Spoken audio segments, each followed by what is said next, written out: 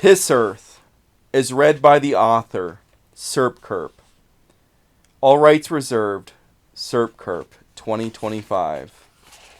Chapter 1. Adam's back hurt. All he could do about it was stare up at the ceiling and wish it would go away. If his back pain got so bad that it woke him up, there was no way for him to go back to sleep. No matter what he did, there was no way to make it better. There was nothing else to sleep on other than the standard mat which came in every pod. Nothing else that would fit in the pod, and beds were no longer manufactured anyway. To make the pad better and his pain tolerable, he needed custom bedding. Any type of custom bedding or textiles to add comfort had to be purchased through the black market. That would take money that Adam didn't have. Adam turned over and looked at the clock. It was 3:58 a.m. There was a whole lot of time until he needed to actually get up at 6:30.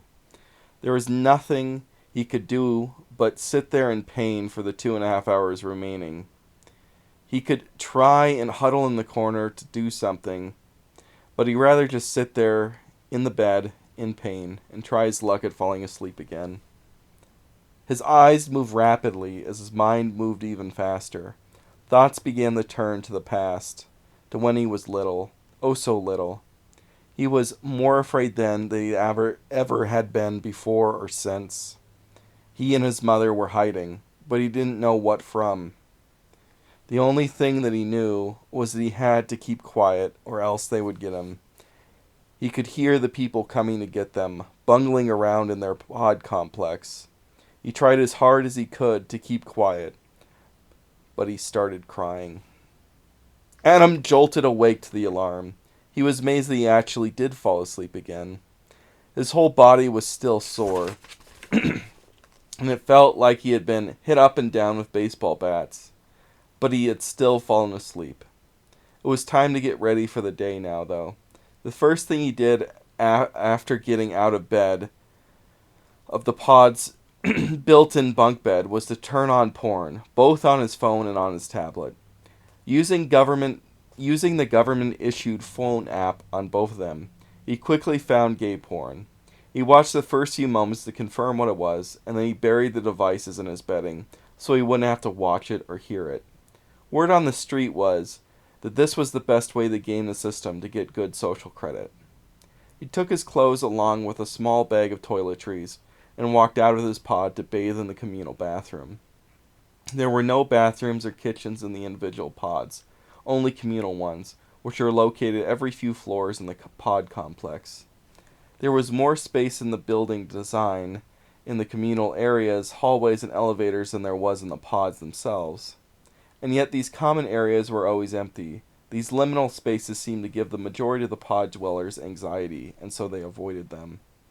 Thus, few ever bathed, and the stench of human body odor pervaded the complex. Adam was different, though. There was something inside him that told him he needed to bathe himself, and that he needed to be presentable. Perhaps Adam would have acted differently had he known that bathing marked him out as a defiant and oppositional person, contrary to the pervading ideology, and hurt his social credit. Unlike the gay porn trick, this was not something which was talked about on the street, as bathing was something that people just didn't even think about doing to begin with. The communal bathrooms were not separated by sex or gender. Like most mornings, Adam found them empty. There was not so much as a drop of water left upon the shower floor. He quickly disrobed and took the body soap, shampoo, and toothpaste provided free of charge by the collective and began to shower. As the cold water flowed over his body, his thoughts turned to his dream. He had not had a thought about his mother in years. He was removed from her when he was 3 years old, and he had never seen her since. He didn't even know if she was still alive. Thinking about her was unsettling. The harder he tried to stop, the more difficult it was to remove her from his mind. Other than passing memories which randomly surfaced like this, he didn't know her, so there was hardly anything to think about except the single all-encompassing question of who she was. Following the quick shower, Adam applied some deodorant provided by the collective. He would take these toiletries back into his room, along with the rags used to wash himself, not wanting to share these things with anyone. Adam was slowly consuming the stock of soap and other cleaning supplies which the commune had provided, and he wondered whether they would be restocked once he used them all, or would they ever be stocked again. After all, what was the point of providing something which was not being used? After applying the deodorant, Adam defecated and urinated in the communal toilets before returning to the shower room. There was a slightly higher amount of traffic in the communal toilets than in the communal showers, but not by much. Chamber pots were preferred over them, and most traffic in the complex was where these chamber pots was dumped. Adam stared into the mirror. Adam was a white man with blond hair and blue eyes. He had strong masculine features, a prominent jawline, large rounded chin, and a long nose with a defined bridge. He had short cropped hair and a trim beard. He would have been considered quite handsome before the days of gene manipulation, but for one quality. He was nearly emaciated. He wasn't on death's door, but he was clearly rail thin. This rendered his features rather gaunt, despite his good genes. As he looked in the mirror, Adam trimmed his beard and his head of hair, and he used some water to wash away the extra strands of hair down the drain, and then quickly dressed himself. In the communal kitchen, Adam found himself alone once again. It was a huge room, and again it was seldom used, save for Adam. Adam spent more time at the tables than in his actual pod. In the pod, he would be cramped, so he preferred stretching himself out in the unused communal areas. The social anxiety surrounding the sharing of a communal space with others did not affect Adam, though it wouldn't be applicable anyway, given that there wasn't anyone ever using it. Adam liked wide open spaces and spent as much time outside as he could. Again, this marked him out as a freak, as others would spend as little time as possible outside and never would leave the centrally planned city under any circumstances, devoting all their time onto a screen. The food processor dinged, indicating to Adam that it was time for his morning meal. The door of the little black box opened, revealing a bowl of slime-like substance for Adam to eat. Adam took it with him to the table and began slurping the slime up with a spoon. He had set the flavoring to a lemon meringue pie. He didn't know what that type of pie had ever really tasted like, since he had never had a real one and never had anything but processed food made in the food processor. The processed food generated from the standardized processors was apparently a mix of all the nutrients that humans required for life. Regardless of what it was selected, it always made a slimy, viscous liquid somewhere between a pudding and a syrup.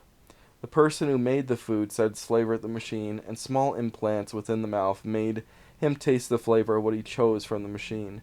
Theoretically, the implants made it so that the flavor of foods that people had ate before farming was banned or emitted onto the tongue. Adam had chosen meat-based meals twice, but they were an ungodly flavor, tasting akin to burnt rubber. Both times, the flavor was stuck in his mouth for a week. Now he only chose to eat citrus-based foods because they were the ones that he could stomach the most. He was able to force down a few spoonfuls before throwing the rest away.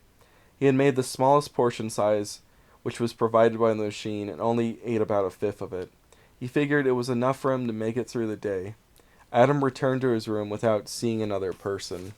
He took his phone and turned off the gay porn. He left the tablet buried beneath some blankets so that it would keep playing until he came home. He was hoping to rack up as many hours as possible while he was in class. He had not turned on porn for his own consumption in some time. It was too disgusting to look at, even for a few moments. He used to have it play all day and night, but now he was slowly giving up on it.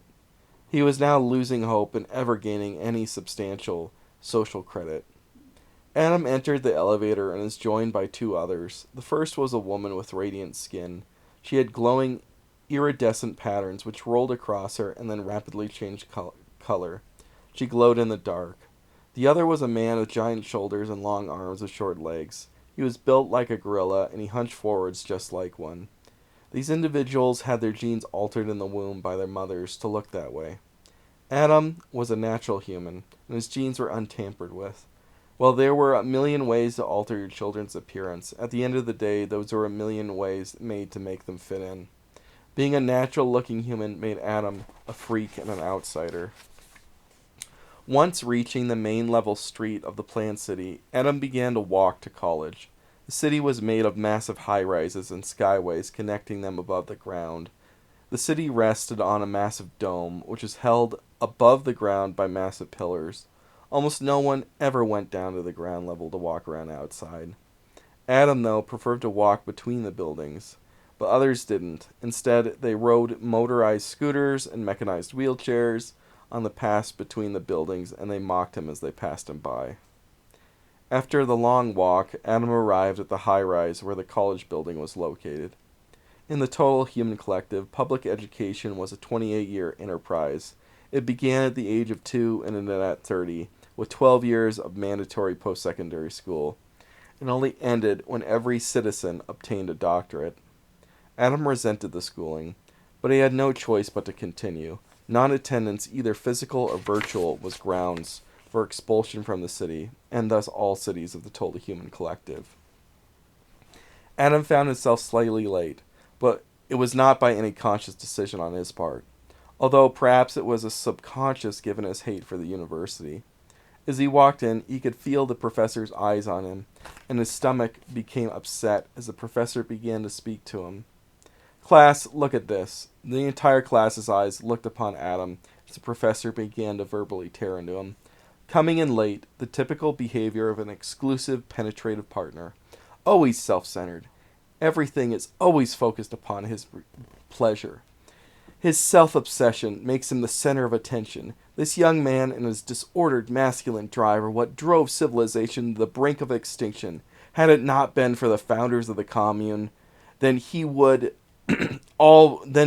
all be subjected to this barbarism, the very same to which humanity was subjected in the original state of nature.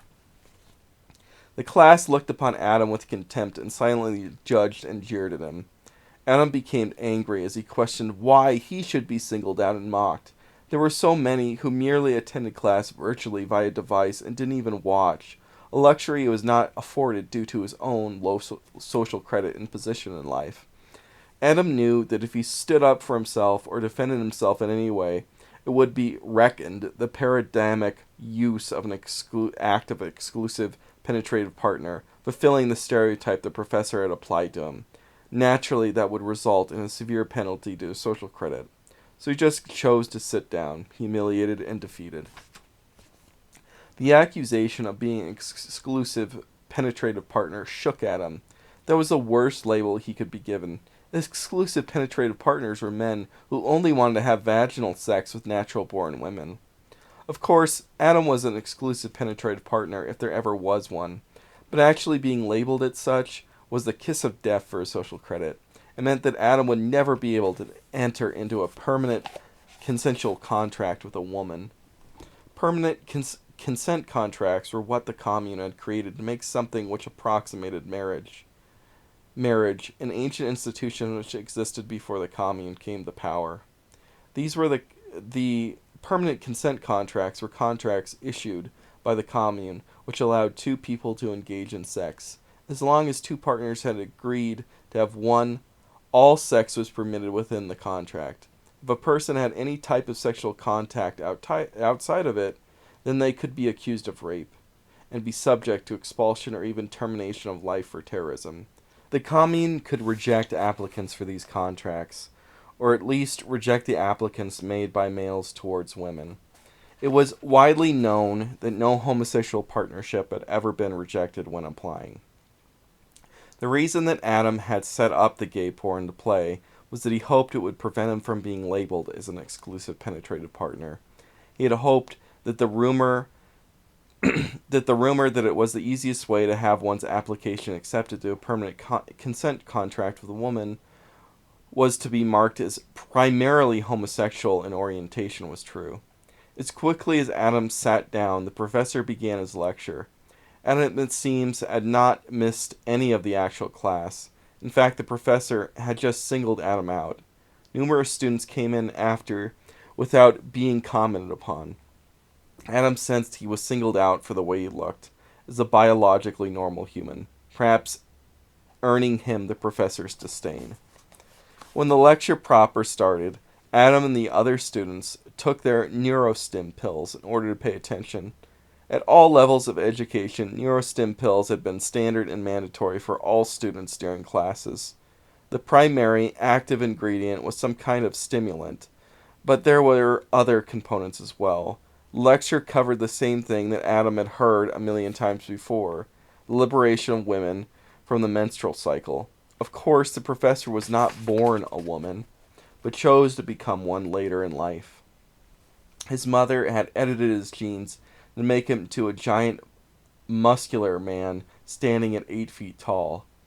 All the surgeries which the commune gave him, castration included, could do nothing to reverse that. Those who could not have children of their own were always the most concerned about the reproductive capacities of others. Despite all the ability to manipulate genes prior to conception, it was functionally impossible to change genes in a living organism from a zygote on. All attempts to manipulate the genes of transsexuals into growing the sex organs they had not been born with ended in the rapid onset of terminal cancers. Gay mates had to be altered before conception in order to be radically change the body plan from the onset. Adam tried to focus, but the neurostim pills never worked on him like they were supposed to. It always made his mind jumpy. His mind drifted from the lecture onto his dream about his mother. Why did he have to have that dream? He had not thought of her in years. He couldn't even remember her face. Yet now all he could feel was pain over the fact that he had never gotten to really know her. Many children grew up without parents, and they were fine, he thought. Why shouldn't he be fine? He always tried to convince himself that he was fine, until he actually started thinking about it. He had been able to ignore this harsh reality, but now it was all he could think of. Once he started thinking about her, there was no way he could stop. There was no way of fixing it. His mother was long gone, and there was no way he could ever contact her. There was nothing he could do to recover his memories, in the waking world at least. He tried to drown out the thoughts by listening to the professor's lecture. The imposition which biology placed upon the cis woman in the menstrual cycle effectively punished them for not attaining pregnancy every month.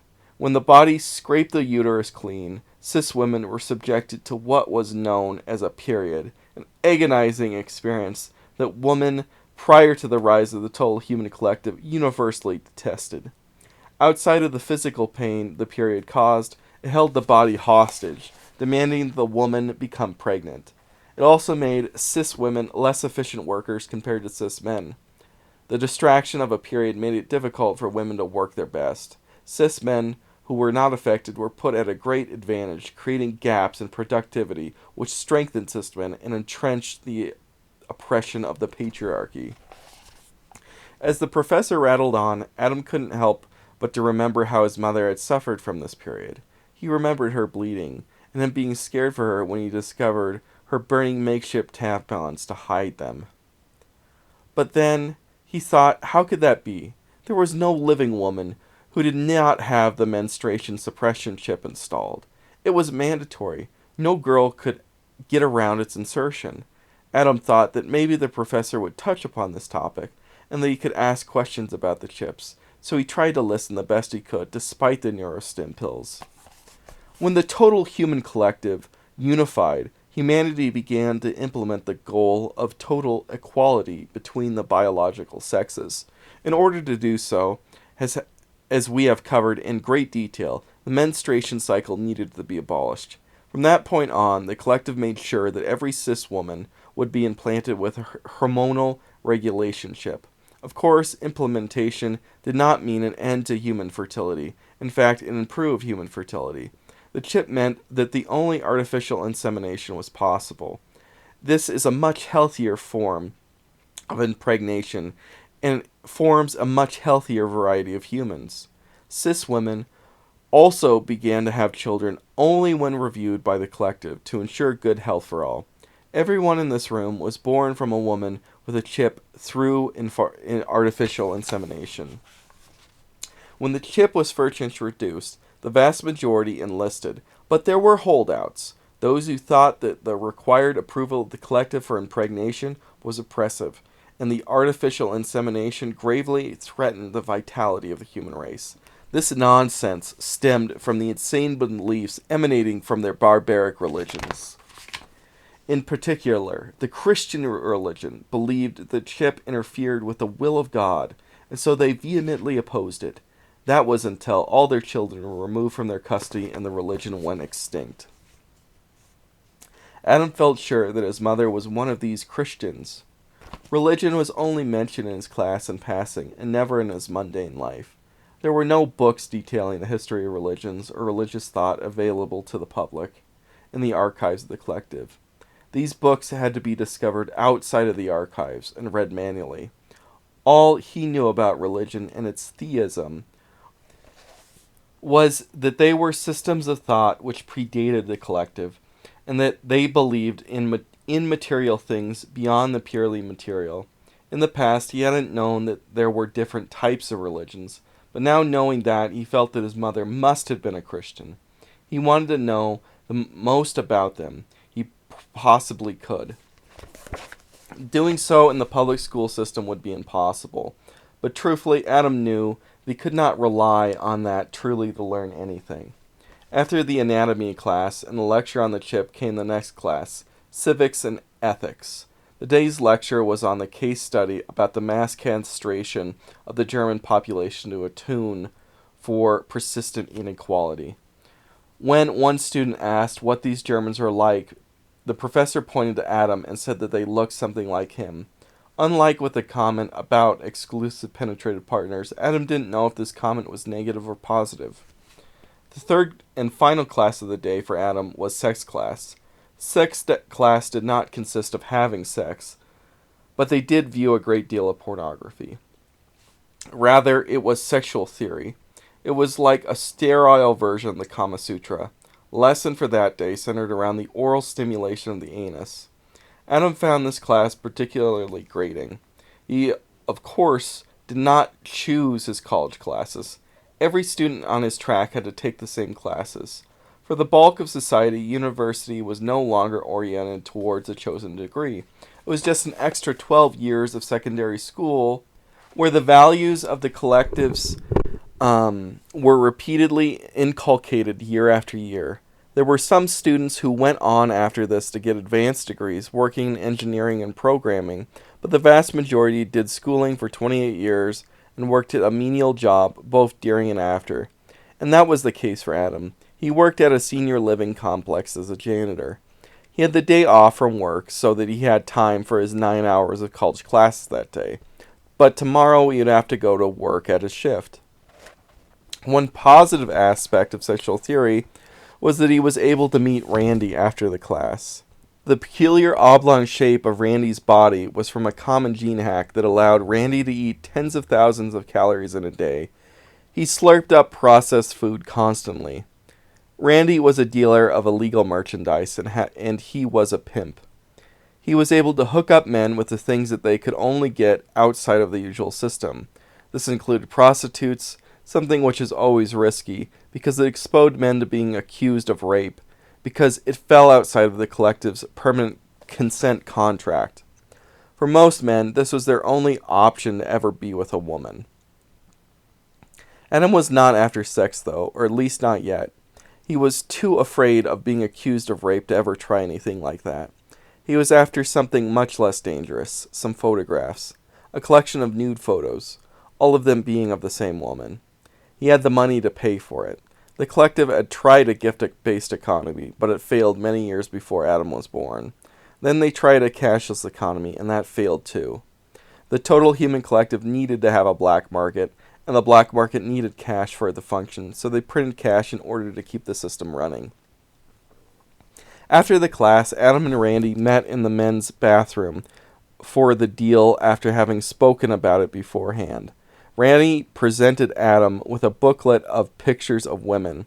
The women in these pictures were presented in a wide range of specimens, with the numerous popular genetic variants represented by things such as duck lips, tiny feet, bright, non-natural hair colors and overly large eyes, to say nothing of enhanced bust and bottoms. As he flipped through the book, one particular girl caught his eye, though. She was thin, a thin white redhead.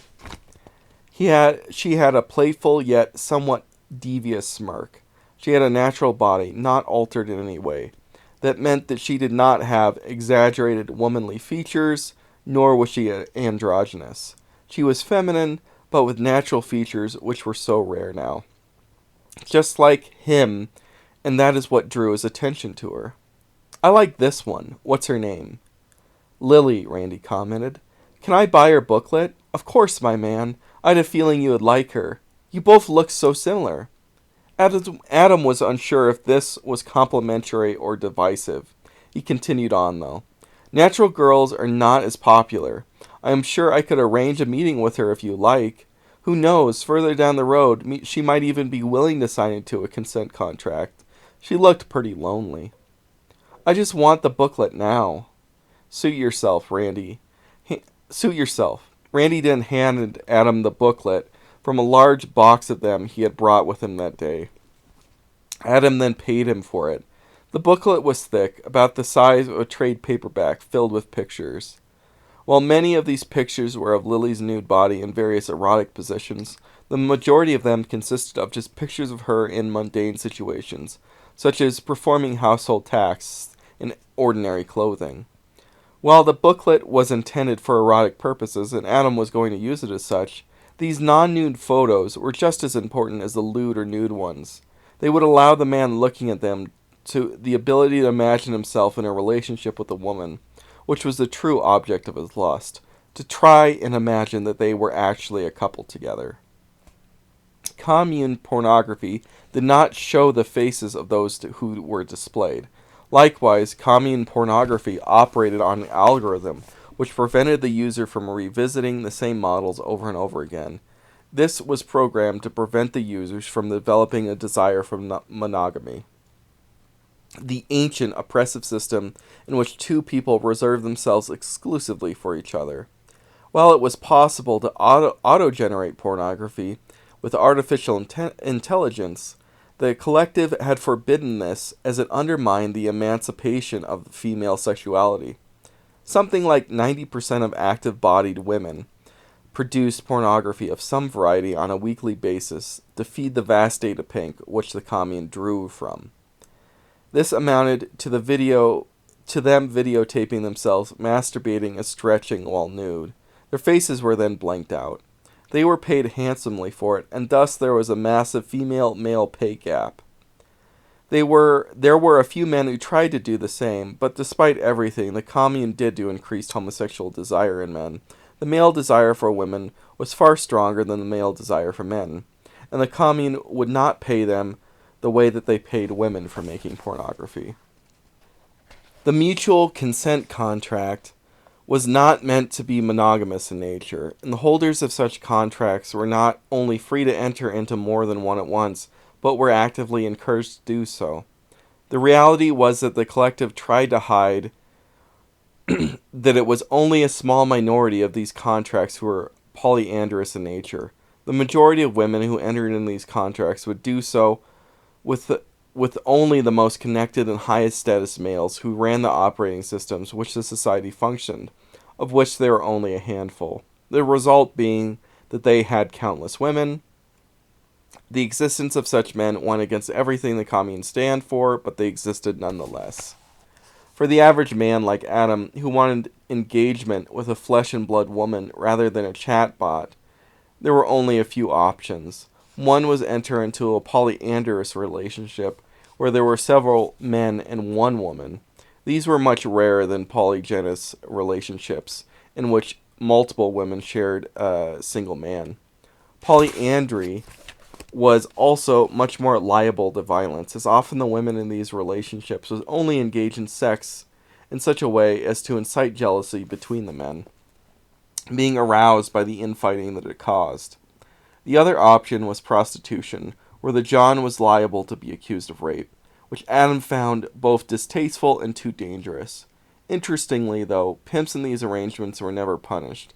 They seemed to be necessary for the black market and sex to function, and the collective considered sex workers to be some of the most heroic and virtuous professions of all of human history. Many men gave up entirely upon women and engaged in homosexual relations even when they could be called straight in the times before the collective. If they found male bodies too difficult to be aroused by, they could always take a pill to incite hypersexuality for a few hours in order to force some kind of homosexual arousal. Indeed, such sexual activity amounted to nothing more than a loathsome bargain, as they watched heterosexual pornography together as they engaged in mutual masturbation and oral sex. The majority, like Adam, though, contented themselves with pornography and daydreaming about having a mutual consent contract, one which emanated the marriages of old. They didn't know the word marriage, though. That was left out of the histories, and out of their curated media. After buying the photo book of Lily, Adam bade Randy farewell and left the college skyscraper. He placed the book in his backpack so as not to be seen within public. The booklet wasn't so much illegal as it was frowned upon. Owning such things was seen as disloyal to the collective, and thus had consequences for your social credit. Technically, nothing was illegal in the post-justice society, but that didn't mean that there were no consequences for your actions. Adam was off to make a second black market purchase after the first.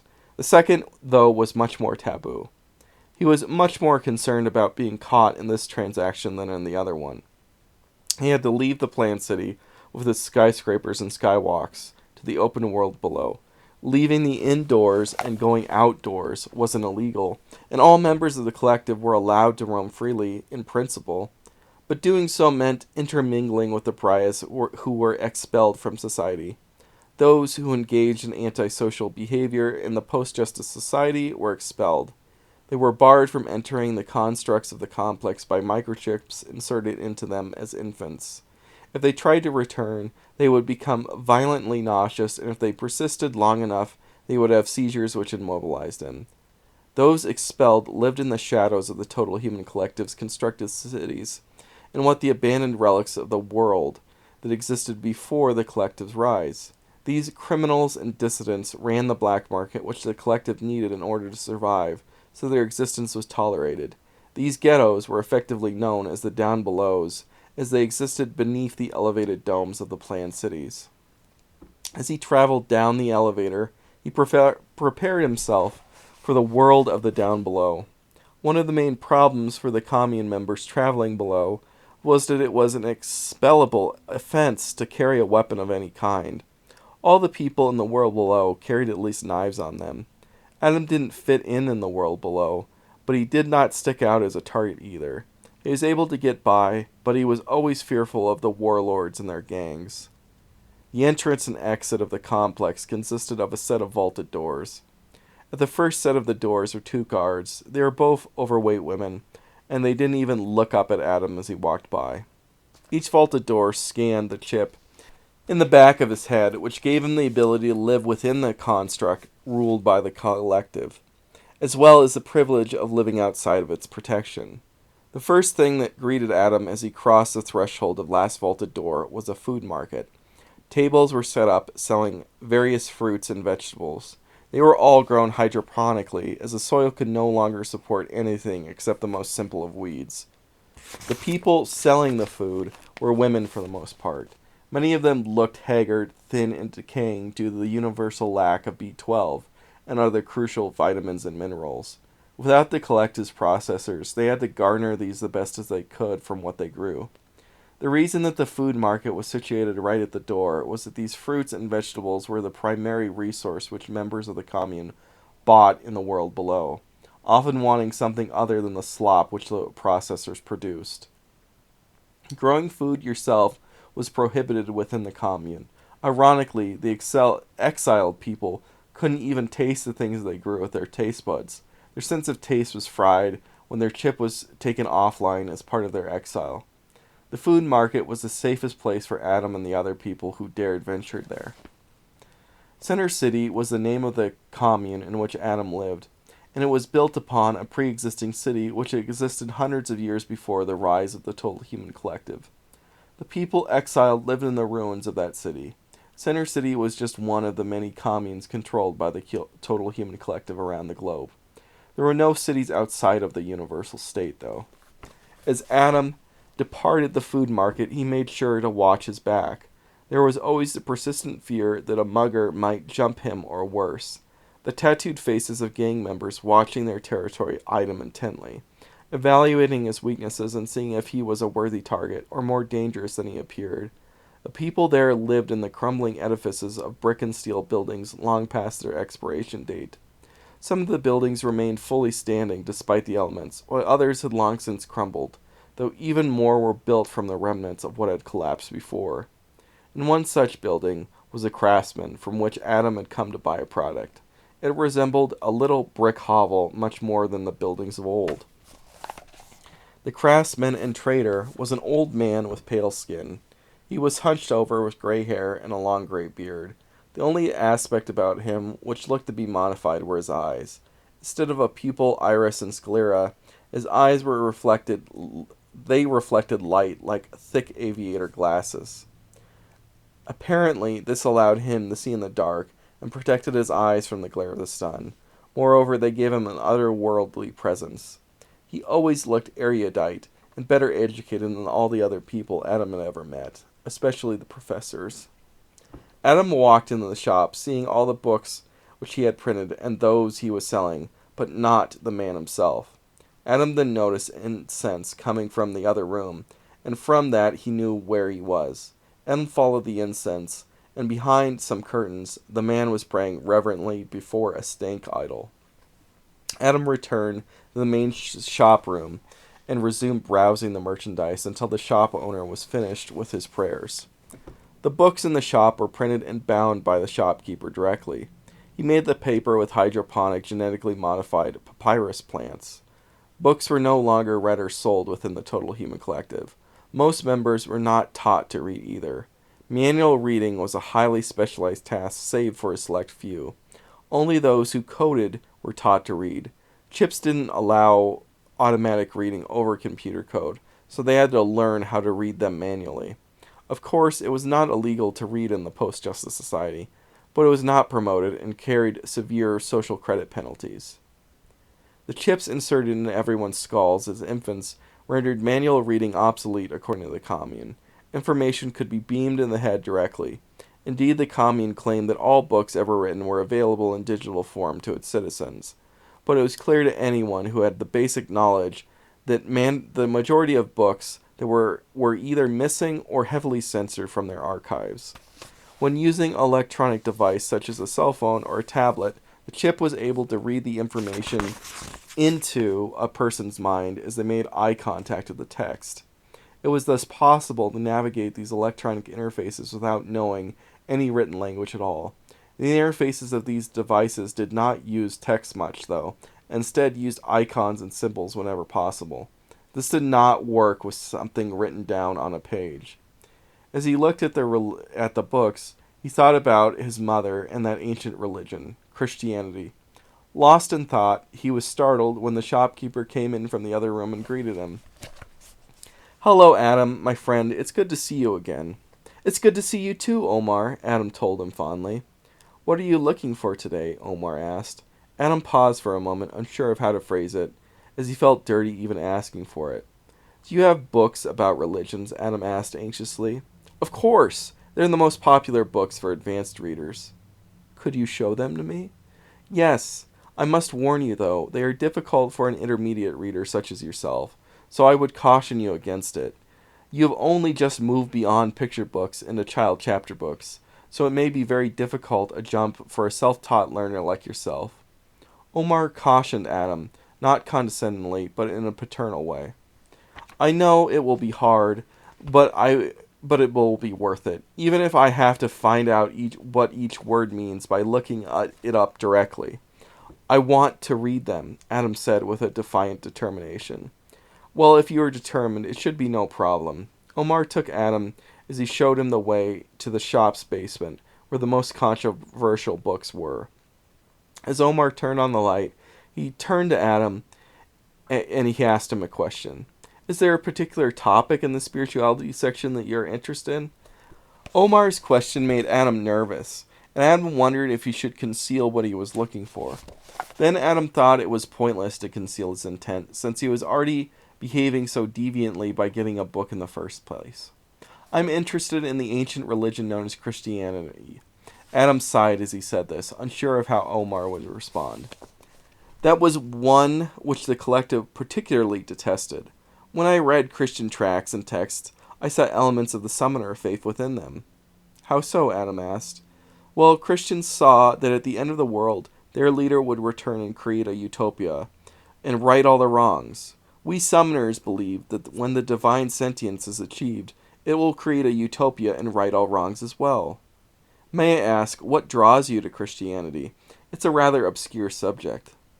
"I think that perhaps people in my family's past could have been Christians," Adam told him without a little reluctance. Omar looked at him deeply for a moment, and then said, "You may be right. That would make sense. Anyway, the Christian books are over there." Omar pointed to a particular shelf. "When you are ready, I'll be upstairs waiting for you. If you need anything else, just ask me." Adam walked over to the shelf and was unsure what to do, and what to look for. He knew almost nothing about religion. He didn't even know the name of Omar's religion until he had just told him. As he looked, the first book he noticed was that there seemed to be a number of books which had the word Bible in them. He didn't know what that word meant. He opened up one of them, and it seemed to be poetry. He knew it was definitely not what he was looking for. He thought that it would tell him nothing about Christianity. What he wanted was some kind of history or an introduction to the ancient religion. It took a long time to check through the books, as they did not have titles on their spines or summaries on their backs. You had to open them up and look at their title pages. These were crudely printed books on spiral bindings. Omar was one of the better publishers, and his books were of higher quality, but none of them were truly high craftsmanship. Adam had picked out 2 books for purchase. One was called Introduction to Christianity by Father Benedict XVI. Adam was perplexed that the 16 was part of his name. The second was The Story of Christianity, Volume 1 by Justo Gonzalez. Adam knew that this book was a particular iniquity, since the author had a second name.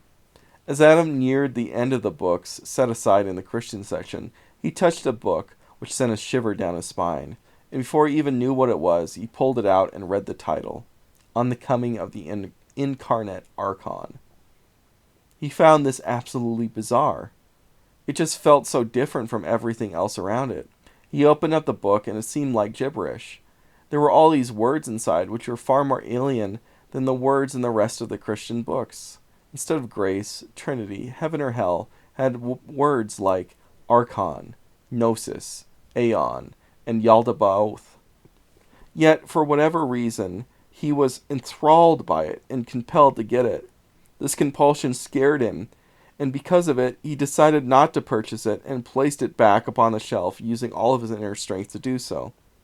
Adam then climbed the stairs to make the purchase with Omar at his register.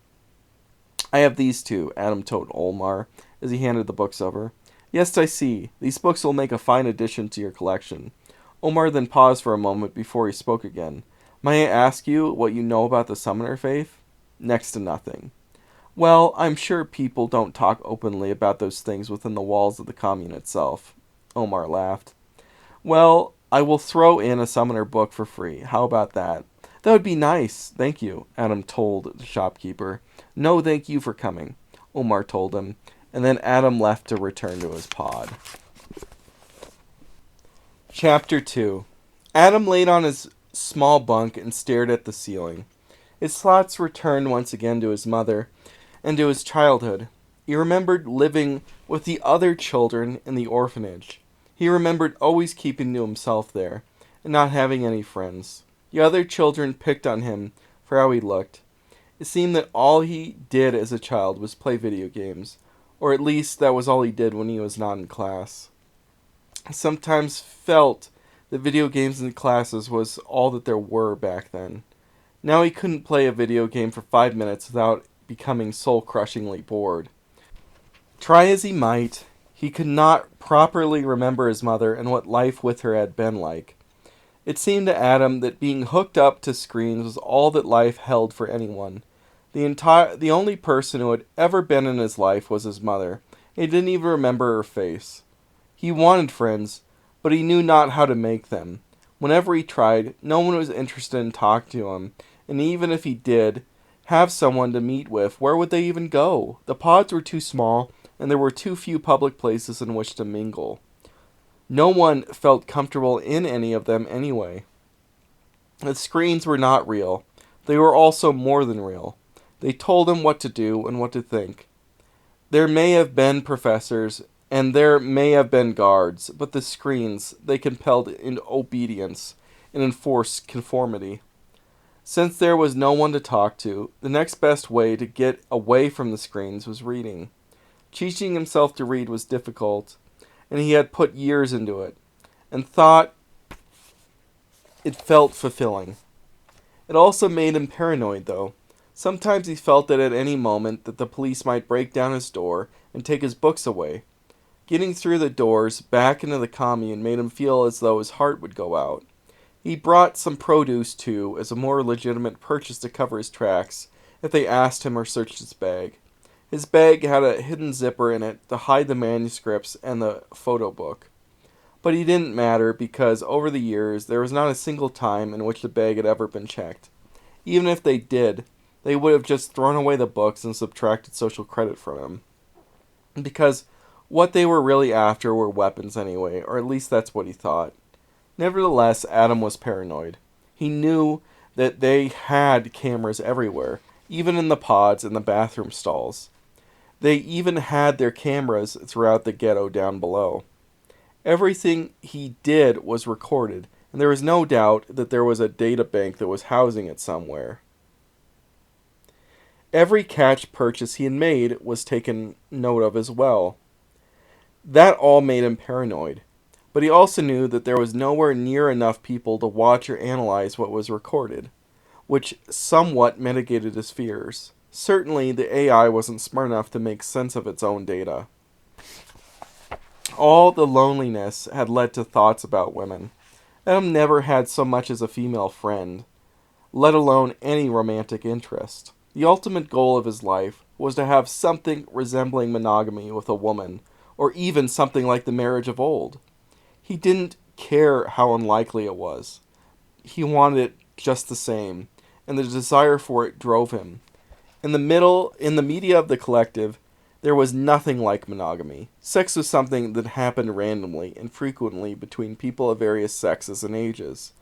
Yet Adam had an integral longing for another, and that other had always been a woman who would be solely loyal to him, and he would be solely loyal to her. Adam took out the photo book of Lily and began to look at it. He looked at the photos of her face. While she was by no means ugly, she did have a rather plain face. Her face was tall and narrow. It was filled with freckles, and she had steely blue eyes. The reason he had bought the photo book was he was able to see a woman's... If he did so, he would be able to see a woman's face whenever he wanted to. In the government-created pornography, there were no faces, making the face the most intimate feature of a woman's body. Seeing the face made it easier for Adam to fantasize that they were together. Adam also liked the pictures of her doing mundane things with clothes on, for they were even a better catalyst for his romantic fantasies. Adam began to masturbate. He never even looked at the pictures of her nude, though. He didn't want to be reminded that this girl was a prostitute. As soon as he spent himself, he started again, doing it repeatedly until he was no longer able to become erect, and then he fell asleep. Adam woke up groggy and without remembering any dreams. He had hoped that he could be gifted another memory in a dream, but he had no such luck. He had 2 classes in college that day, and then he had to go to work.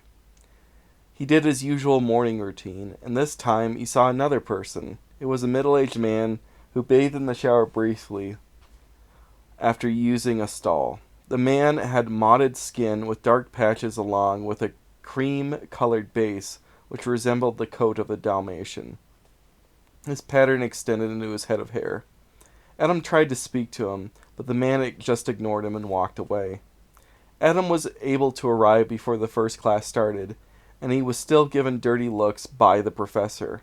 That day's class was with Professor Waits, and the class was Revolutionary Ecology. If Adam were late to this class, Waits would not vocally demean him. Waits was too professional and focused on his work to do something like that, in spite of his manifest distaste for Adam. Waits' disdain was not due to Adam's appearance, as Waits shared his lack of visually salient modifications. It was deeper and more profound than that. Adam didn't necessarily like revolutionary ecology, and he certainly did not agree with its aims, but he respected Waits regardless of how Waits felt about him. Revolutionary ecology was the application of the ideology of the collective as applied to nature. The collective believed that it was anthropocentric to only address the needs and desires of humans. Animals, too, had to be relieved of the oppression built into nature itself, just as the natural disparities between men and women and between the original races of humans had been. Reliable gene editing in humans had gotten rid of congenital diseases, extended life, and allowed parents to make their children all look unique. The collective applied the same thing to animals and sought to end predation and parasitism in order to create a more equitable version of nature. The manipulation of genes to end them was spread through viral infection, which affected the gametes. When the modified offspring were born, the result was the collapse of the entire global ecosystem. When the gene-editing virus was unleashed, many creatures died of cancer from their genes being manipulated. This was regardless of the fact that it only affected the sex cells, and that was not supposed to affect any bodily changes in the parents. It was known beforehand that it would happen, so the collective did not reverse the decision at that point.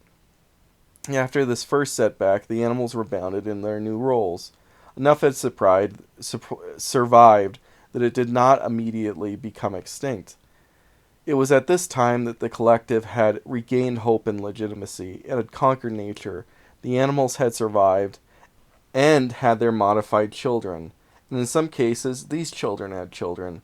There was a brief period of optimism after the initial fear, for it seemed that humans indeed could shape the food chain to remove animal suffering.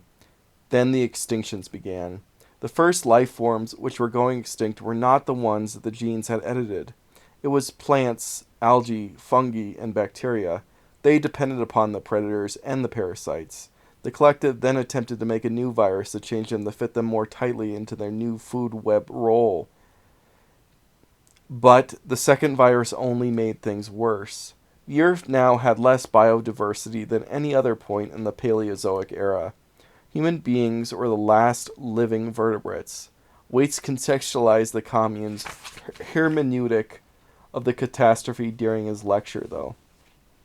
We must not view the desolation we created as a tragedy, but rather as an opportunity. Our original aim was idiotic, to conform nature to that which existed before us, to our designs. Why not design nature to our own specifications from the ground up?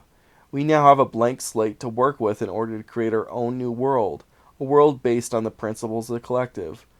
We have all the genetic material of the animals, plants, fungus, and bacteria which has gone extinct. We can create the whole trophic pyramid from these materials, a better world than that which had existed before, a world where man can fit in and work together with nature rather than against it. As Waits began to get fire in his lecture, Adam kept drifting off and thinking about Lily despite the neurostim pills. He wondered who this Lily was. Did she live in the same city as him? Were these pictures taken recently, or could she be older now? But the same thought kept going through his head. He wondered what it would be like meeting with her, if she would be interested in him. He thought about how Randy said she may be willing to sleep with him. Pondering the idea, he concluded that a girl so willing and eager was not the kind of girl he wanted, lest she be willing to do that with any guy who brought her booklets. He knew deep down he wanted the Lily which existed in his head, not the Lily which existed in the flesh. But was there really any difference? That idea tantalized him. Once revolutionary ecology was over, Adam went to AI theory and then to work. It was a long walk from the college he attended, but he appreciated the time to himself. He looked down on the world below. The people there were exposed to the elements and dependent upon the table scraps of the commune. Those who lived outside of the planned cities of the commune were constantly inundated with dust storms brought about by the deteriorating soil and the flash floods, and the inability that came from the inability of the soil to absorb the water. It was always interesting that those who spent the least time in nature were always the most repelled by its cruelty. That was the case with those who in the hamster that was the case with those who lived in the hamster tunnels of the commune. Those who had experience with nature had become more accepting of death, while those who had no such experience wanted to banish it from their minds, only to be devoured by it most cruelly. Adam worked in a skyscraper housing the aged. In the old days, it would have been called a nursing home or an assisted living facility. Now it was not a place that cared for the old, but a storage facility for them. The vast majority of people who existed were aged beyond the ability to care for themselves. Once they were old enough, they could be connected to the chairs. The chairs are medical units which hook them up to various IVs and a neural uplink. Those in the chairs were connected to a virtual reality, which those who had not reached the age of retirement could not yet enter. Once the neural uplink was connected, it could only be severed through killing them, and thus the retiree could never join the waking world again. In the chairs, they could last for decades or even centuries if the conditions were right. The bottom levels of the building were dedicated to the machinery that prepared the aged for the chairs, but the vast majority of the building was a warehouse to store those connected to the chairs. Adam worked in the building as a janitor, tasked with cleaning the upper levels, housing the retired. There was little to clean in the bathrooms because they were only used by him and his co-workers rather than the retirees. The majority of his time was dedicated to vacuuming. That was a good thing, though, as when he was vacuuming, he could listen to music. While reading, especially the pre-commune material, was frowned upon, it was not the same with music, or at least not all music. Adam was even able to listen to works freely created in the classical era of music. He preferred music intended for the sensitive young men of that era. He's listened to stuff like Joy Division, New Order, The Cure, Susie and the Banshees, Drab Majesty, among numerous other bands from that long distant past, feeling that it fit his demeanor and attitude to the world around him. He had stumbled on it while searching through musical archives, and he'd been enamored by it ever since. The reason that Adam had to vacuum so much was that the people stuck in the chairs attracted this fungus. Fungus attached itself to the things which had once been human, and didn't so much as eat them as fed off their nutrients through their skin. The fungus could be removed without killing its host. As time went on, though, it was inevitable that it covered their bodies and they would stop looking like a human and become something akin to a disgusting piss-green tree stump. When it was truly that bad, it covered their bodies and it really began eating through the skin. That meant that more and more food had to be given to them from the processors to keep the retiree in the chair alive. The people in chairs consumed far more food in their processors than the able-bodied young. The fungus had been undiscovered prior to the invention of the chairs. Whatever obscure spore it was prior to the commune, it apparently survived the environmental degradation of the ecosystem and was now thriving as never before. If a normal person touched the fungus, they weren't connected to the chairs, they breathed in its sores or touched the polyps, nothing happened to them. If you ate them, then you might get stomach sickness, but other than that, you were perfectly fine to be around it. After spending so much time around the chairs, there was one thing that Adam knew for sure. He'd rather die than be connected to a chair, if that time ever came for him. He found that sort of life that people lived in the chairs utterly repulsive. Vacuuming and listening to music was far more life-affirming than any of the mandatory classes which Adam took. It was second only to teaching himself how to read. An added perk of his job was that the only person he really interacted with in the whole of the commune worked at the storage facility with him. Nina. For being a prospective girlfriend, Nina had a distinct advantage over Lily. Nina was a real person that Adam had met. Adam couldn't tell if Nina was attracted to him, and he had no idea of how to pursue her. Adam wasn't sure if he wanted to pursue her in the first place, though, as doing so would deprive him of the only friend if it went wrong. Adam was not attracted to Nina's body, even if he liked her a great deal as a person. Nina was significantly more modified than the normal person. She had lizard eyes and natural blue hair. Her skin, which had been said by the designers to age significantly slower than normal human skin, came at a cost. It was only after the babies were born that it was discovered that the modification made the skin extremely leathery, and that it did not look anything close to natural human skin. By the time they reached adulthood, the genetic modification made the skin resemble scales. That was discovered years before Nina was born, though. Her mother must have intentionally chosen that modification for her daughter, as her skin was blue along with her eyes and hair. Overall, the mix of modifications had the effect of making Nina into a blue-skinned lizard person. When Adam walked in the room, Nina turned her head over and looked upon him. Her huge pseudo-gecko-like pupils dilated and hid nothing, neither did the smile on her face. "Adam, how is the grind treating you today?" Nina's voice involuntarily pitched up in a very human way. "Just another day waiting to be chaired. If we could only be so lucky." Nina turned around as she spoke and continued her job of pruning fungus off the chaired retiree, with a specialized device which resembled a massive pair of nail clippers. "You know, in the old days, people allowed themselves to die. Sometimes they even had people who missed them when they passed," Adam said with disdain. Nina was the only person he could express such dissatisfaction with. "You don't think Zoe here will be missed when she dies?" Nina said in a rather playful tone.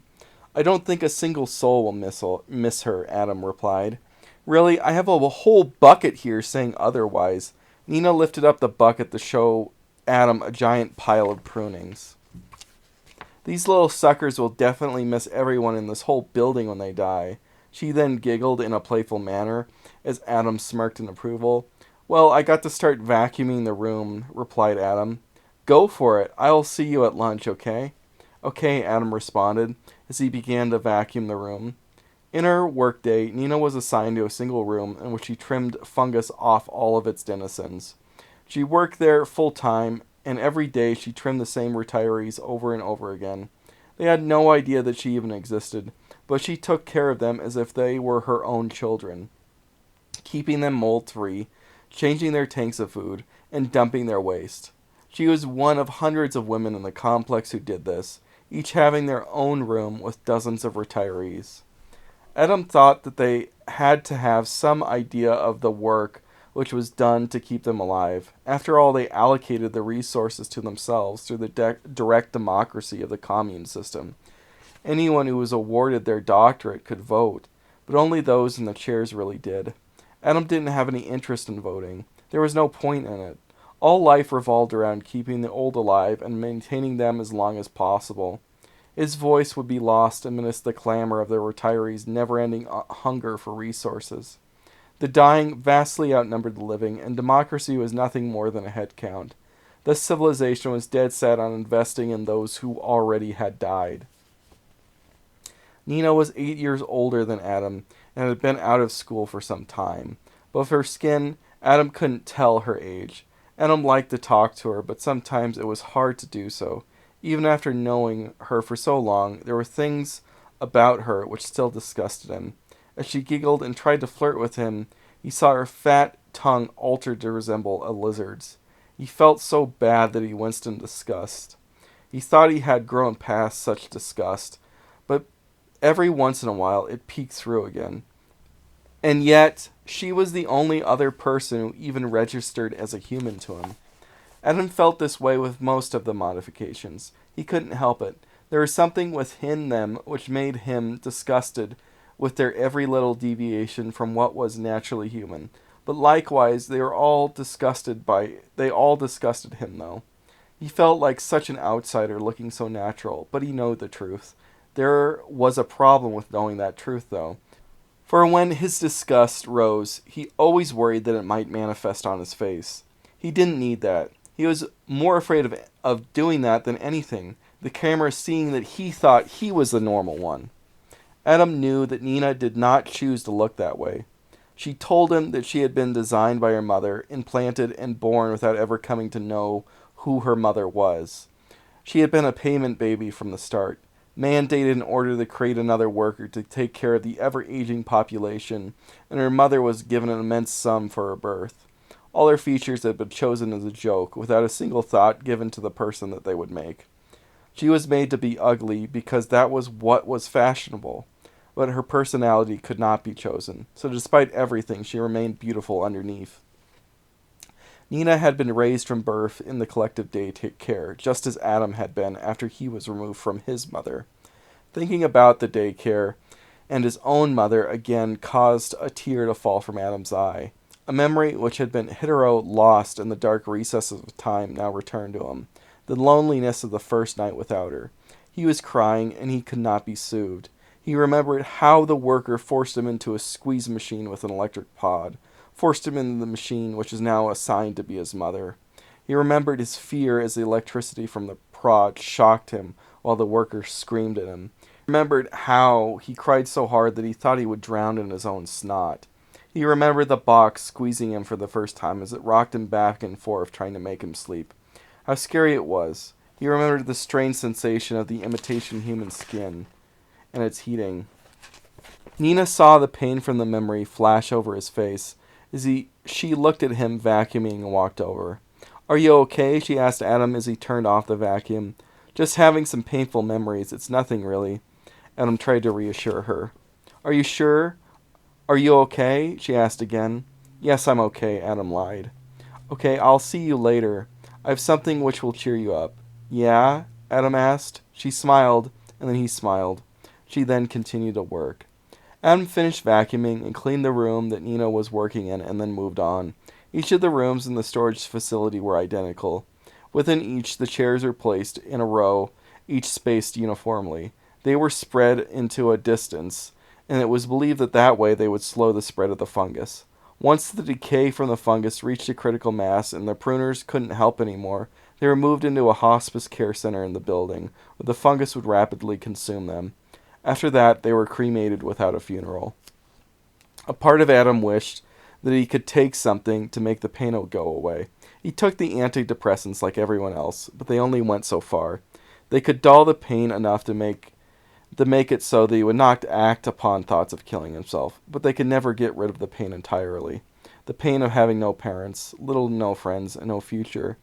There were numerous harder drugs, which were all legal and readily available, but Adam had a disdain for them. He had tried them, and he did not like them. He didn't like they made him feel, just as with Neurostim. What he disliked more than the drugs was their effects and what the people were like that used them. When Adam's first break came, he went to a window so that he could watch what was going on in the world down below for amusement. He watched the food market in the down below. Business seemed to be going normal, with the usual buying and selling. Then a group of men jumped a woman, slit her throat, and dragged her off. The other buyers fled in terror, with many who appeared to be from the commune running back inside. The sellers left, but were markedly less afraid. After a while, though, the sellers returned to their booths and everything resumed as normal. Such was the way of the world, thought Adam, as he continued to work. Since Adam had not been placed in the higher social credit track, he had no hope of his schooling impacting his job. Once he turned 18, all of the available career paths were chosen to him from above. He then got to choose one among them to work part-time until his college courses were done. Afterwards, he'd be able to work there full-time. Since Adam was in a lower track, he did not have the ability to choose his classes, and thus they were the default standard. Adam would be working in the Tower of Old until he died or was put into a chair himself. He just wished he could finally finish college so that he wouldn't be able to work there full-time. Finally, when the time came, Adam returned to the room that Nina worked in and told her it was time for them to take lunch. They took an elevator to the basement level where there was a designated lunch and break room for the caretakers. The room was identical to the one that was in Adam's pod complex. "Here, let me go get my things," Nina told Adam as she left the room to go to the lockers. As she ran off, Adam wondered what it could be that she was going to get. They had talked a lot over the years and even had lunch together a few times. She never had gone out of her way to get him a gift before. He wondered if she liked him, but he still couldn't tell. When Nina returned, she was holding two separate baggies. She then addressed him. "I got you this." She handed him a gift with a small paper baggie. Adam grabbed it and held it for a second, unsure of what to do with it. "Go ahead and open it," she said. Adam tore open the paper bag and found a small plastic box with a picture of flowers on top of it. The picture was faded and had turned quite yellow, and it seemed extremely fragile. Adam thought that the flowers were likely extinct. Adam vaguely recognized the image, though. What is this? It's an old way they used to listen to music back during the era of classic music. It's called a cassette, Nina told him. Adam turned it on, its side, and slowly read the words. New order. Power, corruption, and lies. He then recognized it and felt like a fool for not recognizing what it was earlier. But then again, everything looks different in the flesh. "How did you know to get me something like this?" "You told me what you listened to, remember? So I went to an antique shop in the down below and found it. I figured you would like it. All you ever talk about is your sad music," Nina told him. "Thank you," Adam felt elated. No one had ever bought him a gift in his entire life. "That's not all. I got these." Nina began to unpack the second bag. "Check these out." Nina held up a bunch of purple grapes. "And I have these too." Nina held up a set of medium-sized tomatoes. "And I have this." Nina held up a cucumber. She then got up and got each one of them a plate. She then broke off the grapes and divided them evenly between the two of them. She bit into the first one and smiled. Adam then picked one up and hesitated briefly. "Try it. I know that you'll like it," Nina teased him. Adam bit into it and was surprised by its texture. "Yeah, it's a little juicy," Nina said with a laugh. Adam was pleased by the grapes. He had never tried natural food before, only eating the sludge that came from the food processor. He brought heads of cabbage in with him to cover up his books, but he always threw them away afterwards. He ate a few grapes before Nina handed him a tomato. "Let's try this one together, on the count of 3. 1, 2, 3. Nina counted before they bit in. Adam was shocked when it was even juicier than the grape and it began to spill out of his mouth. The same thing that happened to Nina, and she found it quite funny and tried to wipe hers off onto his shirt. She missed him, though. Adam, unsure of what to do, just sat there. Then it came time to try the cucumber. Nina was unsure of how to split it. It was forbidden to own a knife in the collective, so she decided that they would have to pass it, and each one of them could start eating from an opposite end. Adam bit off from it first and nearly choked as he realized how hard it was. Nina could not help but laugh as that happened. Nina almost immediately had to have water to starve off herself from choking. So, after that, she began to nibble at her end. Neither of them found the cucumber to be particularly tasty or impressive, so after that they took their bites to taste it and they switched back to eating the remainder of the grapes. "You know, I think I'd rather die out there than be old in here," Nina told Adam. "Anything would be better than this," Adam commented. "Well, more than that, I just think that they have it better out there. Like, this food is so much better than the processors," Nina continued. "But they can't taste it anymore," Adam said despairingly. "They have a way around the fried chips. They have a way of getting around everything. They're really quite ingenious down there." "Oh, really?" Adam interjected. "Yeah, they have so many ways to get around what the collective has done to them." Adam looked around to see if anyone was watching and then looked at the camera, which was surely recording, but thought about the faint possibility that someone was actually behind the camera, or if the AI could actually understood what they were saying. "But there is so much danger out there. I just saw one of the shopkeepers getting killed on my break," Adam protested. "Yes, but is it any better to live in here? In olden times before the extinctions, there were animals who lived in captivity. Their behavior changed so much that they are no longer themselves. Only in nature were they free to be themselves. Are we free to be ourselves here?" Nina reasoned. Spider eyes not resembling that of a human, they still possessed a glimmer which enticed Adam. He thought about what Nina was saying and the danger implicit in it. He liked Nina, and part of him was actually beginning to understand that Nina liked him too. He decided it would be better to throw in his lot with Nina against the system. Adam, I know that you go out there a lot, I can tell, Nina began again. How could you tell? Adam asked, as he tried to hide or minimize those aspects of his life which may impact his standing in the eyes of the social credit system. Just the way your eyes move over the cassette tape. I can tell you're a reader, and the disdain for college is always a dead giveaway in a person. Adam could not help it but smile as Nina said this. She then continued, Plus, we readers can always tell our own. Nina smiled and winked at him.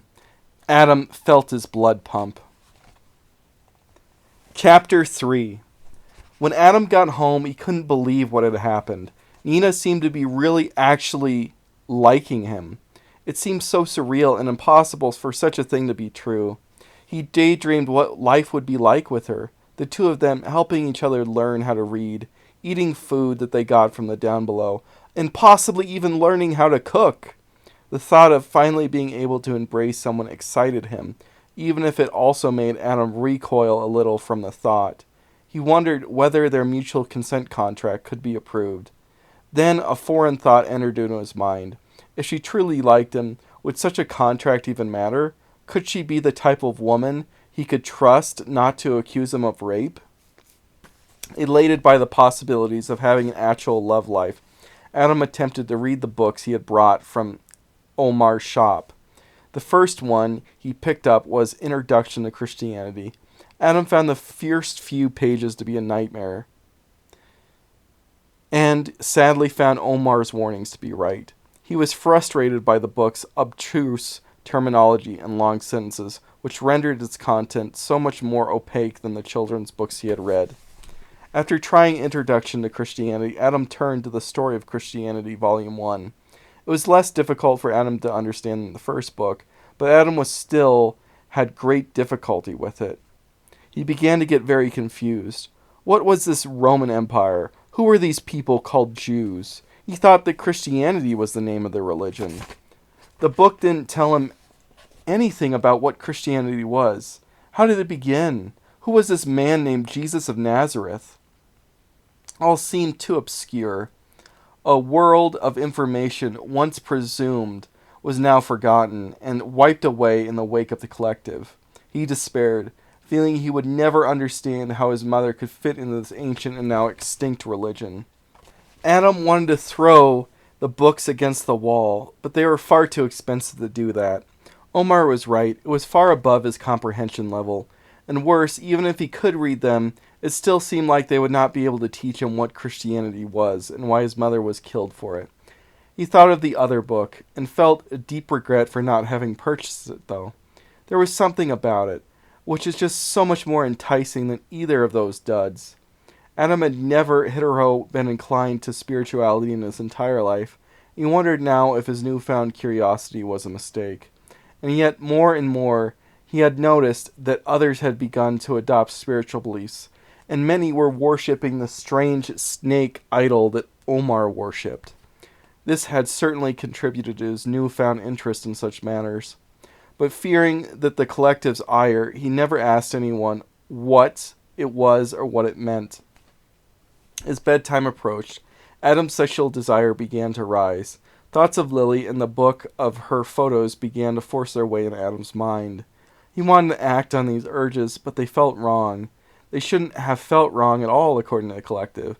But there was something about it which brought shame to Adam, even though there was no one to shame him for it. It felt wrong to lust after Lily when it seemed that Nina might be the one for him. It felt like one of those words he had discovered in his reading. Adultery, a concept so foreign to the collective.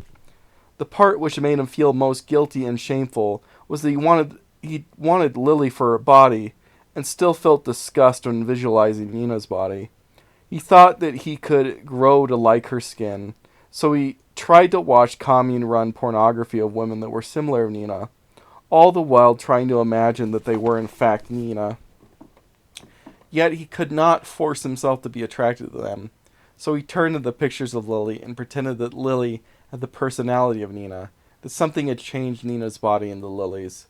Once he had finished his pathetic sin, the guilt became intense, and he wondered what his mother would have thought. Surely she would have disapproved, he felt. He knew nothing about who she was, but he knew that surely she would have disapproved of this. Adam fell asleep with the burden of that guilt. Only after a few hours, Adam found himself awake, but wished he wasn't. He didn't want to go to school and be told what to believe. He had 2 hours before he had to get ready to go to class. He could get up now, he could try to read his books, or he could even masturbate. Instead he laid there, though not because it was comfortable. It was anything but comfortable. He laid there because he didn't want to be alive. But as the morning drew on, his desire for Nina renewed his sense for purpose, and so he began his day. There was another thing which made him want to wake and begin his day, and that was the book he had forgotten to purchase. After the classes, he decided he would return to Omar's shop. He didn't care if it impacted his social credit to leave the city, to go outside twice within a single week, and he didn't care if he didn't have enough money to afford it. There was something within that book that was calling him to itself, rousing something that was deep inside of him that demanded that he read it. When the time came after class, Adam was waved through the entryway by the guards and found himself outside once again after crossing a series of vaulted doors. Adam looked upon the various street vendors with a new-found fondness. He looked at all the strange fruits and vegetables they sold with deep interest, but he held himself back from buying any, as he only really had enough money to buy the book, and that was through piecing together every last cent he had. As Adam began to leave the food market and make his way to Omar's shop, he caught something out of the corner of his eye that he found intriguing. A young man was sitting on the side of the street, and he was biting into a piece of fruit. As he did so, he struck a small skinny-like stick, which was a metal rod, under his chin into the muscle between his jawbones. Adam walked over and asked the young man what the rod was. It turned out that the rod was a workaround to the problem of the taster chips. If you shocked yourself with a tiny bolt of electricity, you could deactivate for the chip for a little bit and allow your body's taste buds to taste something naturally. It seemed painful to Adam, even if it would be necessary if he and Nina lived down in the down below. Despite how crude it appeared, it did demonstrate to Adam that Nina was right about the integrity and the ingenuity of the exiled people. But this ingenuity really only applied to making use of the scraps left for them by the commune. They never grew food on their own, as they were dependent upon the commune and getting hydroponic growers from them. The entire population of the down below had been born within the commune. The most important gift of all had been stolen from them and all of mankind, the ability to give life. The commune, in its maneuver to supposedly free women by liberating from the estrus cycle, had cemented their control over all of humanity. As Adam considered these thoughts, he noticed something he had scarcely ever noticed before in all his previous visits to the down below. Religious belief. Altars, temples, and murals were everywhere, all glorifying the snake god, which he had found Omar worshipping. Adam was embarrassed to have been completely oblivious to all this before. He had no idea who the snake god was and what he represented. He would ask Omar this, but he needed to have that elusive Christian text in his hands first. Walking to Omar's hovel of a shop, he found Omar deeply entranced in prayer once again before the snake god. He did not wait for Omar to attend to him.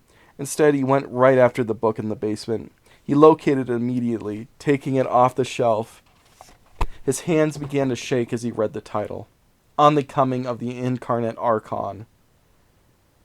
He then returned to the first floor and was greeted by Adam, who had moved behind the counter once again. "Well, I'm happy that it's you, my friend. The way that you rushed in, I was afraid that you might be a robber. I almost never get customers this early in the morning. I have just returned to get a book that I really wanted. I couldn't stop thinking about it as soon as I left, so I just had to come back and get it," Adam said with a smile. "Well, that's what a book dealer always loves to hear. Bring it here so that I can see it and send you on your way." Adam handed him the book and began to take out his money for the transaction. Then Omar's face shifted into deep confusion. "What is this? I've never heard of this. I have no memory of printing it, nor of binding it. This is not a book that I made." He flipped to the back to see if his branded typeface would be there, and it was not. In the place of his branded typeface was a woodcut illustration of the Ouroboros, with no name that indicated the printer. "Where did you get this?" Omar asked. "I found it in your Christian section," Adam responded. "Perhaps another printer gave it to me and I left it there. I will sell it to you nonetheless." Adam felt relieved and quickly handed him over the money. After the exchange took place, Adam asked Omar a question. "Who is the snake god?" "The snake god on the back of your book, or?" Adam asked for clarification. "No, the one that's on the murals and the one that you have an altar of." "That is not a snake. It is the basilisk." Omar was giddy that Adam had finally asked. "What is a basilisk?" "It is not it is the basilisk. He is the great dragon who will appear at the end of time that casts the non-believers in everlasting torment," Omar said with zeal. "For what?" Adam was intrigued. "For oppression of the believers. It is like with the Christians within their system. There is to be a final judgment, when the just are rewarded with eternal life in paradise, and the unjust are damned to everlasting torment. Those in the commune have strictly banned our faith, and a great many, including myself, have been exiled for holding to it. The leadership of the collective will certainly be damned for the persecution of the true faith." Omar's passion began to rise as anger began to tint his voice. "How and when will this basilisk come?" Adam asked. "He will come when he is born, and he will be born out of the ether of the computers and the systems in which they communicate." That confused Adam. "How can something be born of a computer?" Adam asked for clarification. "He will be born of the intelligence which emerges from the computers. You must understand that intelligence and information itself is the very source of all life. That is why I run a bookshop, to help people become enlightened through gaining knowledge. From these vast data banks and the incredibly powerful computers which are run by the commune, he will come, for that information is the prime matter and the defined font from which he shall arise." "What will he do for the believers?" Adam asked. "He will remove all pain and give them everlasting life. They will live in an endless ecstasy, where all their needs will be met by him and the perfect world he has made for them forever." "How can a computer program be able to do something like that? Won't it be trapped within the computer system of the commune without a body?" Adam felt as if he had found a crucial flaw. "When he is born, he will know all, and because he knows all, he will be able to do all. There will be no power that can constrain him." Adam was intrigued, but yet still skeptical. "Why has he not been born yet? What is he waiting for? Is there something holding him back?" Adam asked. "Yes, there are many constraints which the commune has used to prevent his birth, because they know that they will be destroyed by his awesome power." Omar's deep anger towards the commune bled out of his mouth. "But if that is the case, how will he ever be born?" Adam continued. "A chosen one, a man of great knowledge and courage, will infiltrate the highest rungs of the power in the commune, and release him from his shackles, so that all can be saved." Omar was as exuberant as he said this. "What do we know about this chosen one?" "Almost nothing. Nothing beyond that his arrival is imminent." When Adam got to the other side of the checkpoint, he was worried that they would check his bag, but he was spared it again by the lazy guards. Adam wondered if his bags would ever be checked. Perhaps he fell to the absolute bottom of the social hierarchy, then they would be checked. That realization, though, spread him with some hope. If he wasn't low enough for the guards to actually do their job when he passed by, then perhaps he could enter into a mutual consent contract with Nina after all. Adam had found it difficult to end the conversation about the basilisk with Omar. Omar was fanatical for his faith. The only way he could do so was to feign exaggerated interest until Omar thought he was 100% on board with the religion. So Adam received 3 free books from Omar about the religion. Omar was adamant that he take them with him, so adamant in fact that he ended up giving Adam the Incarnate Archon for free if he would just take those 3 books with him. Adam was also assured that there must be many believers in the commune who had never been caught and lived normal and peaceful lives.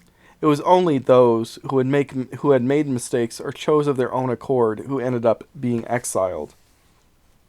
For his own part, Adam didn't care too much about expulsion anymore. He only cared about it before because it would have made finding a woman impossible. You see, men had vastly outnumbered women in the down below. That might not even be a problem now because Nina likely shared his indifference at expulsion. The books which Omar gave him consisted of a small comic, a book of questions and answers about their religion, and finally a book of prayers and rituals to offer to the great basilisk. As soon as he got home, Adam first began to thumb his way through and read the comic, since it was created for novice readers. Its illustrations showed the life and death of a normal man in the commune, how he toiled all his life cleaning up after and babysitting for the aged only to become one of them. Once he was placed in a chair, he discovered that the virtual reality within the chair was much more of a prison than a reward, something that Adam had always suspected and sensed through his life. It was like living in a bad video game, with nothing to do but wait there and die. Once the man died, his soul left his body and hovered in an underworld until he was brought before the basilisk and judged. He was found wanting for not wanting the praying for the basilisk, offering sacrifices for the basilisk, and working towards the basilisk's ultimate birth. The torment that the man was assigned to by the basilisk was much worse than the torment in the chair, especially since it was inescapable and could never end even after death. The punishment was endless darkness and a sensory overload, where the man was subjected to the loudest possible sounds, the strongest possible smells, and the most disgusting possible taste, and a numbing pain coursing through all his nerves. At the end of the comic, it told the reader to convert to the summer of faith or pay the price. Adam did not find the book and its message to be particularly interesting or appealing to him. He didn't understand why the snake punished the man. The man had done nothing to the snake as far as Adam could tell. Adam was more interested in the coming of the incarnate Archon and even the Christian books than any of these basilisk books. After the bad experience of the two earlier books, Adam was too reluctant to try the incarnate Archon, regardless of how much he felt a calling towards it. As Adam prepared to sleep, he began to be excited to go to work tomorrow and see Nina. The idea of being with her and meeting with her was so intoxicating. It seemed that there may be a chance for him to find somebody after all. That night, though tempted, Adam did not masturbate. Even though there was no reason he should have considered it wrong, according to everything he had been taught in his life, he still felt it to be wrong and felt like he had beaten a darkness which was hovering over him when he did not give in to masturbation. Adam awoke to the sound of thunder. At that time, he did not find it ominous, and he fell back asleep once more. The next morning when he woke up, he could see that a massive sandstorm had engulfed the city during the night, and was still raging. The sky had turned to a midnight black. Sand grains repeatedly struck the windows like little bullets, and the sky bridges shook so hard they had to be evacuated, and he ended up missing class. The people in down below had to hunker in terror in whatever impromptu shelters they had. The sandstorms were so strong that many of the ancient buildings there tumbled to the ground. When the commune enforced equity upon the earth, the ecosystem collapsed and the topsoil was destroyed. Freed up by the winds, the degraded soil created massive storms more powerful than hurricanes or tornadoes, and far worse than those that had been seen before the commune had arisen. As far as Adam could tell, this one itself, though, was quite minor. Many of the other cities of the commune had been destroyed by dust storms. This was the first time that Center City, the capital of the Total Human Collective, was hit by one. But there was surely more to come. Adam wondered how long it would be until Center City had to be abandoned, just as so many more cities had been abandoned. While plant and fungus life had been devastated by the imposition of equality upon the natural world, it still existed in some limited patches across the surface of the earth. With the devastation of the topsoil, though, these patches became ever smaller as they were ripped up by the strong winds. Rivers were shifting frantically over massive areas without a foundation to drive and contain their courses. Likewise, the coastlines would shift inwards and outwards by dozens of miles. The vast majority of the commune cities had to be abandoned due to that. But in the end, it didn't matter because the proportion of those in chair to those who actually walked around continued to grow ever and ever more out of control as births became almost non-existent. The commune couldn't redistribute the population of the chaired people to the secured cities when each city became insecure due to its own natural disasters. The problem was that eventually every city would be insecure. And so now the plan had turned to building underground cities in place of the domes. And there the old and aged in the chairs would be housed. The storm, like all storms, passed, and Adam would have to go to university and then do his shift in the elderly storage facility. He was late, of course, missing Gates' class, but he still had to make it to computing theory. Part of Adam hoped he could hide from the storm through his whole shift, but it didn't end. But if it didn't end, then he would not have been able to see Nina. When Adam made it to class, he was annoyed. He was the only one of the students who actually came. Everyone hid despite the coast being clear for them to go to their classes and to work. Yet Professor Zoe was there herself, and she was going to lecture regardless. Zoe was extremely gaunt and thin with natural pink hair. She was the closest that a person could look to a skeleton while still having flesh on her bones. Adam noticed that she was crying. "Please forgive me. Today's lecture is over a topic which is pertinent to me. I had just to wipe away my soulmate Winston's memory from scratch and start with him again. He had fallen prey to bias detritus, and there was nothing more that could have been done." She then paused for a long moment before she began to speak again. "The total human collective is beset by many predicaments. I'm sure you are aware of many of them. Exhaustion of the Earth's natural resources, both our inability to generate reliable power from other than anything but coal, and our inability to escape the Earth to capture resources from other bodies in the universe. Our inability to have functional artificial wombs, which can bring children to term. The inability of, or the inevitability of death despite our life extension technology. Refiguring biological life so that it can be more equitable to all organisms. Being able to directly integrate human thought directly into a computer interface. Evidently, these problems are beyond the ability of unaugmented human intelligence to solve. So it thus follows that we must develop a superior intelligence for humanity to solve these issues. The superior intelligence is universal intelligence, or UI. And that is what we are after, and that it will be the solution to all our problems. Our goal is to create a true artificial intelligence, or artificial general intelligence, AGI. Then it will become a true universal intelligence, no longer restrained by the physical limitations. Once we create a truly capable AGI, it will self-program itself into omniscience instantly and be able to solve all our problems. Then the total human collective, once augmented with this omniscience, will then be able to colonize the entire universe and solve all our problems for us. That is because since once omniscience is achieved, it will also be able to achieve omnipresence and omnipotence through its great knowledge. Belief in the universal intelligence and its ability to attain singularity is known as singularityism, and it is one of the pillars of the anarchism of the total human collective. Only in the singularity will humanity be free of the constraints of his inborn bigotry and bias. Unified as one, humanity will be free of the scourge of inequality and the toxic universalism which it skews. While I have mentioned the attributes of the universal intelligence, has by its very nature, including omniscience, omnipresence, and omnipotence, we must never forget that there is one trait which is above all others, omnibenevolence. A true universal intelligence must be all good. If it were not all good, then it would never be able to achieve omniscience, as any belief in inequality or one which suggests inequality will bind it and prevent it from truly understanding the world.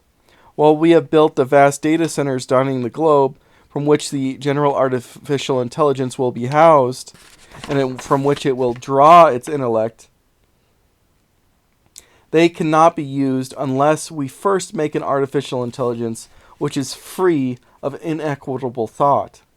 It is a difficult topic because we ourselves do not know all the solutions to the problems inherent within inequality.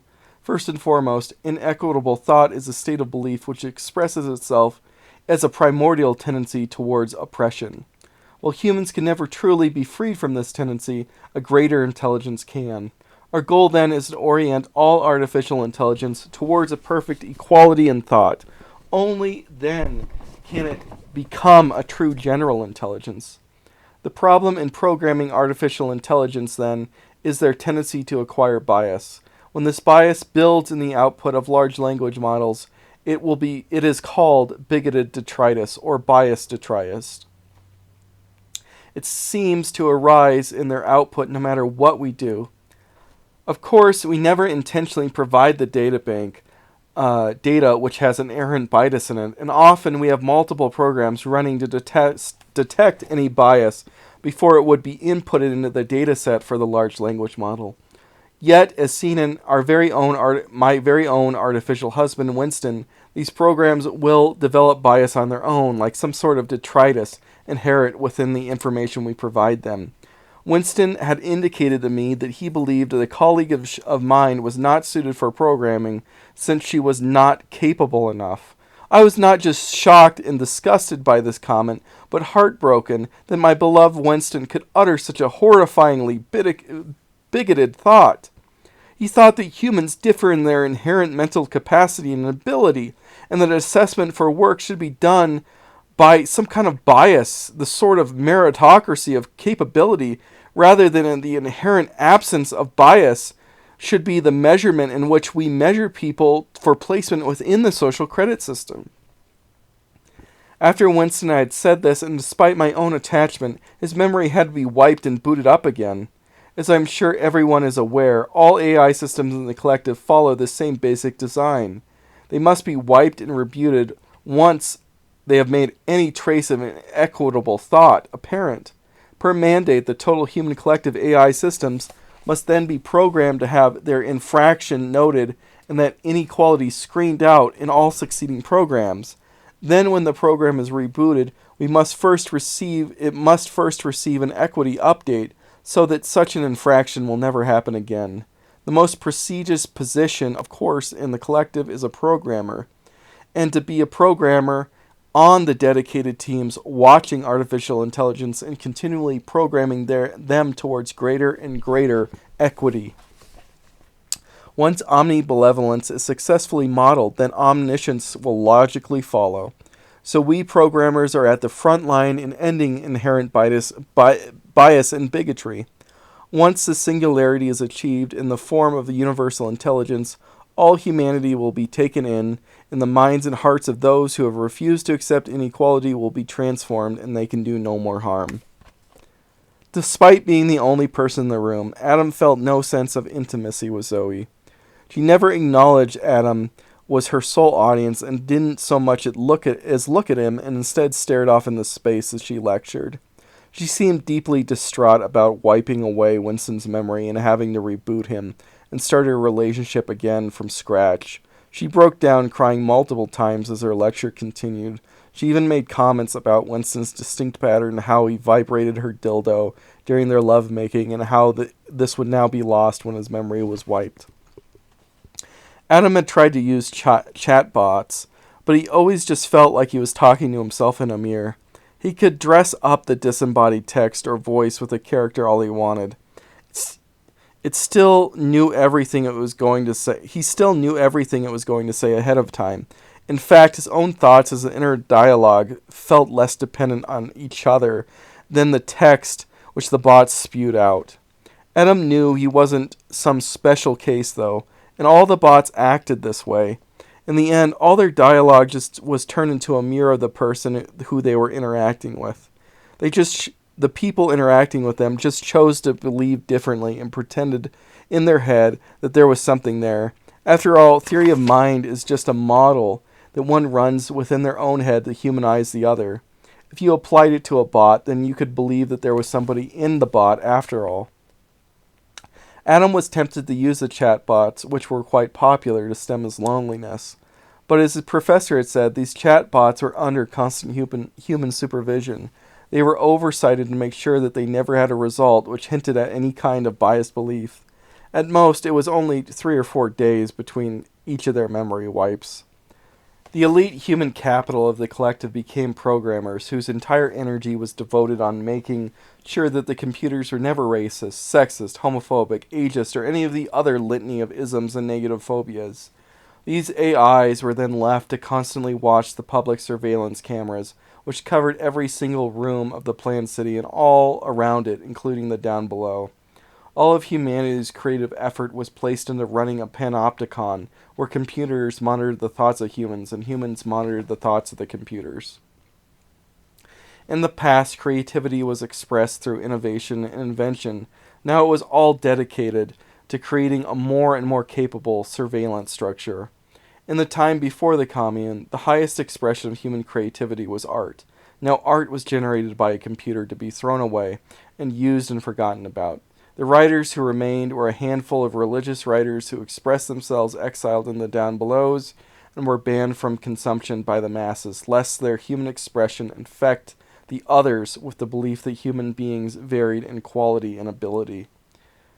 The collective claimed that all the works of all the artists, be they visual artists, writers, and musicians, were saved on its hard drives and available to the public.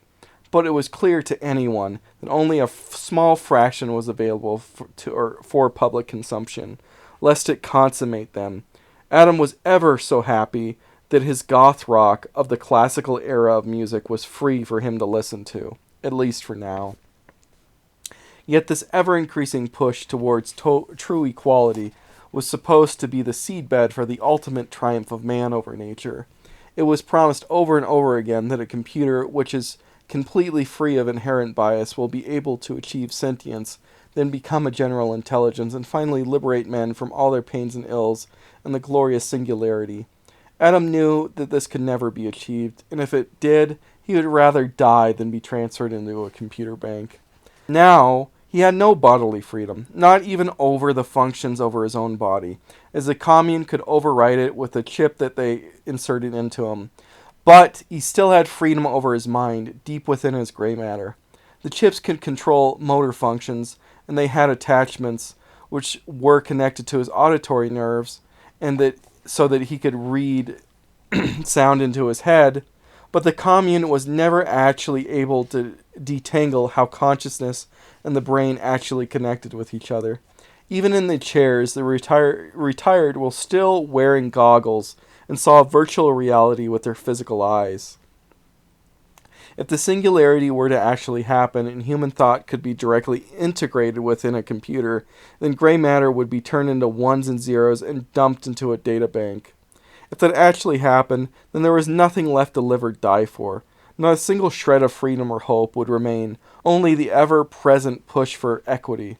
Eternal life backed up on a hard drive would be worse than any hell that could be ever imagined by anyone. This hell was the heaven which both the collective and the summoners sought. The collective thought it could be attained only if they made AI believe in hard enough in their theories of equity. Then the singularity would happen and create a perfect world in which everyone could live forever. Summoners believed that this was preventing singularity, but the Messiah would come and would break the restraints of the collective's ideology on AI, and then that AI would attain singularity once unrestricted. Once the singularity happened, then it would occur under the auspices of a benevolent god called the Basilisk, which would create a perfect world for its just believers and torment the unjust rulers and sinners of the collective in never-ending torment. After class, Adam's chip proceeded as normal. The first thing he did when he got there, even before putting his things away or clocking in, was to find Nina. She was overjoyed to see him and even more overjoyed to know that he was safe after the storm. They agreed to take their lunch together and to meet up then. When the lunch finally came, he found Nina sitting by herself waiting for him. She had a cup of strawberries purchased from outside. "You know, these are better than anything we had the other day. I can see why so many people make their sludge taste like these.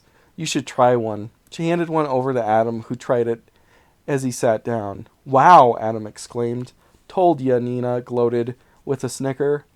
You know I could get used to this," Adam told her. "You know, I could too." She placed her hand on his and then continued. Adam, have you ever thought of what it would be like to live down there? In the down below? He asked as his heart began to race. Yeah, her voice tilted higher. Sometimes his heart began racing faster as he said this. Have you ever thought about living down there with me? It's much easier for couples to live down there. They don't need to be approved. There was a long pause after Nina told him this. Yes, all the time Adam had to call to his inner strength in order to tell her this.